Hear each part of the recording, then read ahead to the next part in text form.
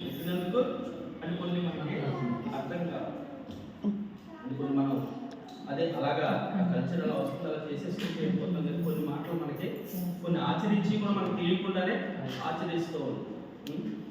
తెచ్చుకొని దీపం పెడతారు, ఆ ఇంటికి వెళ్ళి దీపం చూడబడతారు. పుట్టినరోజు సంతోషం చేసుకుంటే మాట్లాడతారు, అది అదే పూజ కదా. ఉన్నవాడు పుట్టినరోజు చేసుకుంటే అది ఊదే అని ఆరోగ్యమంటారు కదా. మరి ఎందుకు పట్టుకుని మీరు చెప్తే నాకు తెలియదు అని అందుకే అడుగుతున్నాను. పురుషులు కాబట్టి అర్థం కాబట్టి చెప్తే కొన్ని మనకు తెలియదు.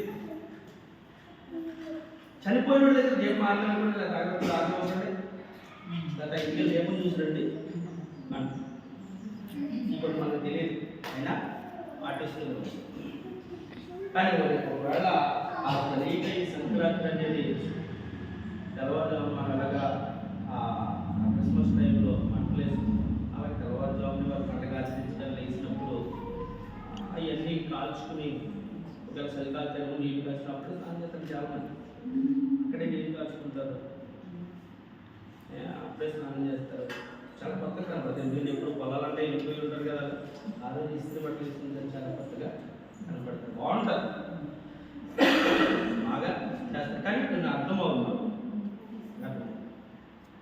అలా అనుకుంటే ఆ పండుగ కోసం కొన్ని దినాలుగా పిడకలు చేసి అట్లా ఎండబెట్టి దంగలు కట్టి ఆ మంటలు చేస్తారు.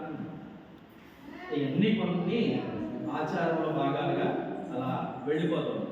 ఈ పెద్దోళ్ళందరూ నిలబెట్టి ప్రశ్నించారు, మరి చెప్పాలి మీరు ఎప్పటి నుంచో మాకు ఇప్పుడు అర్థమవుతుందంటే మీరు ఎప్పటి నుంచో ఈ పండుగ గురించి తెలిసిన వారిగా ఉన్నారు కాబట్టి, ఆ పండుగలు ఆచరించే కామందుల దగ్గర పని బాగా చేసిన వాళ్ళు కాబట్టి పెద్దోళ్ళకి మీరు చెప్పాలి.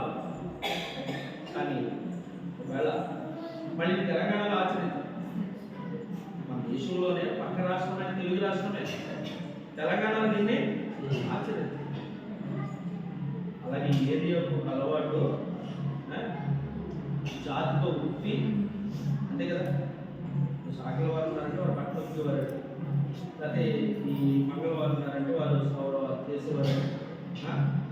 అలా అంటే జాతితో వృత్తి ఏది అలవాటు వారికి